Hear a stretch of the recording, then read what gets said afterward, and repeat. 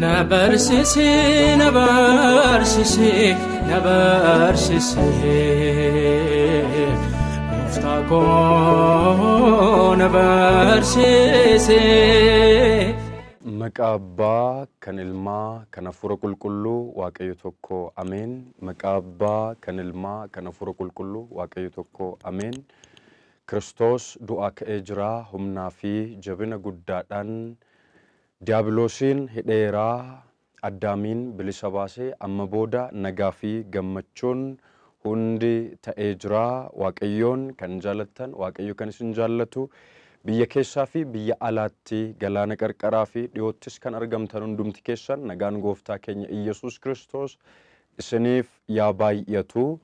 Waaqayyoon kan jaallattan yeruma hundumaa jaalalli gooftaa keenya Iyyasuus Kiristoos biratti dachaadhaan kan adda ta'e attamiyoona geessanii ameen irra deebiidhaan baga du'aa ka'umsa gooftaa keenya Iyyasuus Kiristoosiin isin ga'ee nuun ga'ee.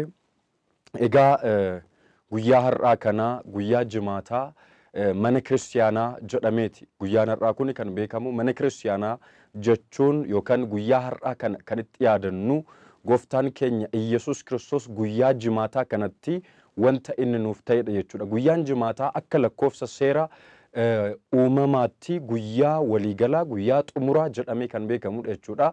Guyyaa xumuraa kanatti waadaa abbaa keenya Waaqayyo Addaamiif gale warri dhala namaa ta'e hundi du'a keessatti yeroo turatti Addaam abbaan keenyaaf waadaansa akka raawwatamuuf eegaa ture jechuudha. Yookaan mana Waaqayyo yookaan mana kiristiyaanaa kan ta'e ilma namaatiif jechuudha. Egaa Ayuudoonni fi Fariisonni Kiristoos yaa fannifamu jedhanii guyyaa jimaataa gaafa fannisanitti Addaam abbaan keenya Si'ool keessa ta'e yaa fannifamu jechaa ture Ayuudota wajjin jechuudha. Egaa manni kiristiyaanaa Waaqayyoo kun maqaa Kiristoosiin kiristiyaana jedhamee guyyaa 40 fi guyyaa 80 isaatti maqaa cuuphamummaatti fudhate ijoollummaa Sillaasee kan argate hundi isaatuyyuu mana kiristiyaanaa Waaqayyoodha jenna jechuudha. Tokko kan gamoodhaan ijaaramu, tokko immoo kan Kiristoos dhiiga isaa dhangalaaseef jechuudha. Guyyaan jimaataa kun kan itti kabajamu akkasumatti kan ilaalamu miti jechuudha. Yookaan mana kiristiyaanaa jedhamee kan yaadamu.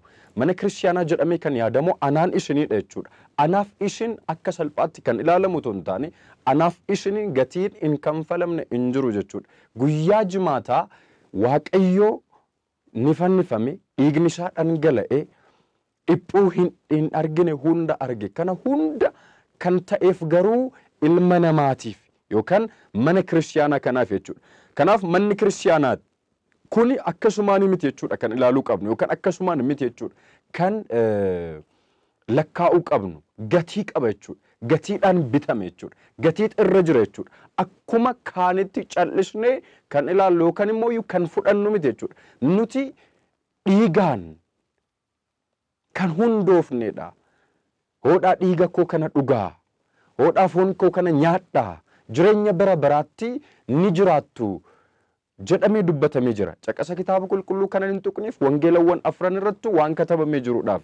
Keessumattuu qulqullichi Efreem Sooriyaawicii fi qulqullichi Yohaannis afaan warqee jedhaman waa'ee kana yogguu dubbatan manni kiristiyaanaa inni guddaan nama jechuudhaan iccitii walirraa fuudhanii dubbatanii jiru. Keessumattuu waa'ee gaabbitii fi waa'ee du'aa ka'umsa Kiristoos yeroo itti dubbatan jechuudha. Kanaaf dhalli namaa guyyaa jimaataa kanatti mana Waaqayyo akka ta'e akkuma qulqullichi Phaawulos dubbate mana kiristiyaanaa yookaan mana Waaqayyo yookaan Kiristoosiin kiristiyaana warri jedhamne kun nuti qaamni keenya kun dhagni keenya kun mana Waaqayyooti. Mana kiristiyaanaati.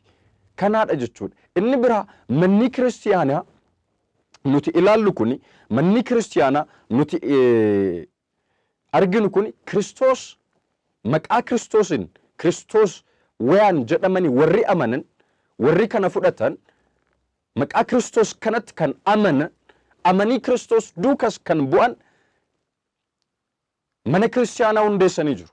Akkuma Kiristoos nuyi fi isin dhiiga isaatiin nu bite akkasumatti qulqulloonni yookaan duuka bu'oota kan jedhaman yookaan immoo warroonni dubbii Waaqayyoo labsuudhaaf hamma andaara lafaatti sokkan mana kiristiyaanaa kana hundeessaa sokkan jechuudha. Mana kiristiyaanaa kana yogguu hundeessan dhiiga isaaniitiin hundeessan qulqulloonni qulqulloota wareegamtoota qulqulloota kan jedhaman jiru qulqulloota adda ba'an kan jedhamanis jiru jechuudha. Isaan kunniin kan waalla jireenya Kiristoos duukaa kan bu'an akkasumas wareegamummaa gatii Kiristoos kan fale ilaalanii wareegamtoota kan ta'an kunniin jiru. Isaan kunniin dhiiga isaaniitiin akkuma Kiristoos mana kiristiyaanaa nuuf isin dhiigaan bu'ure tokkos immoo akkasuma isa kaanis akka mana kiristiyaanaa kana dhiiga isaatiin bu'ure qulqulloonnis dhiiga isaaniitiin bu'uran. Kana jechuun bara 54 kaasne bara 96tti kanneenitti kan akka Toomaas Zamaraas kan akka qulqulluu Qeerloos kan akka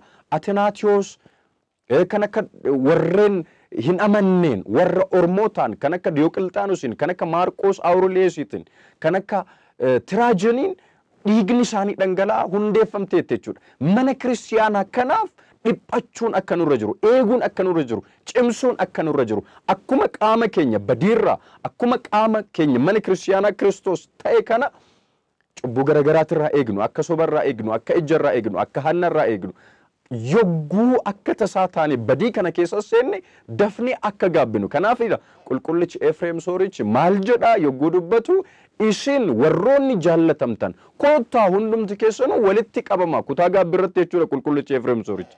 Koottaa walitti qabamaa walitti sassaabamaa Waaqayyo jaalatee fi kabajee kan hoolota isaatti isin dabalee cubbuurraa kan adda nama baastu mootummaa Waaqayyootti kan nama dabaltu gaabbii galaa'edha. Kanaaf badii hojjennee jirraa, cubbuu hojjennee jirraa, namni baay'een kan badaa jiru sababbii kanadhaaf. Cubbuusaa baatee achumaan bada. Kiristoos maal jedhe isin warri ba'aan isinitti baay'ate gara kokottaa ba'a keessan maal isinirraa godha isinirraan buusa dheera. Mitsaagurraa ba'aasaa buuseera. Barxalamiyoos irraa ba'aasaa buuseera. Dubartii waggaa 12 dhiigni ishee jigaa ture ba'aa ishee irraa buuseera.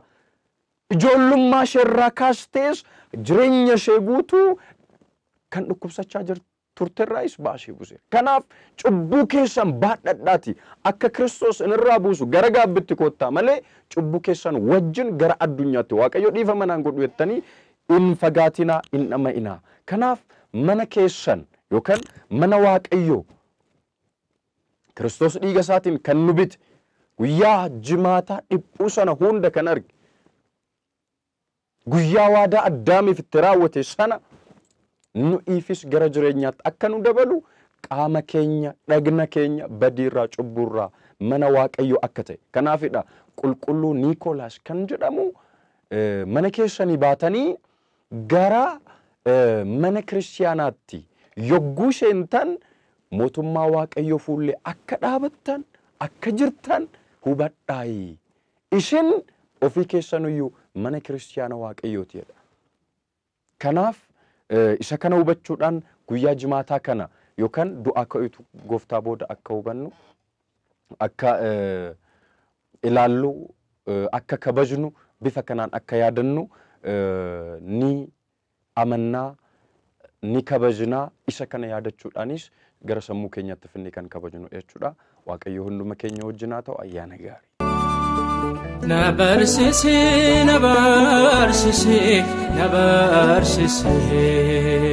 gooftaa koo na barsiisee.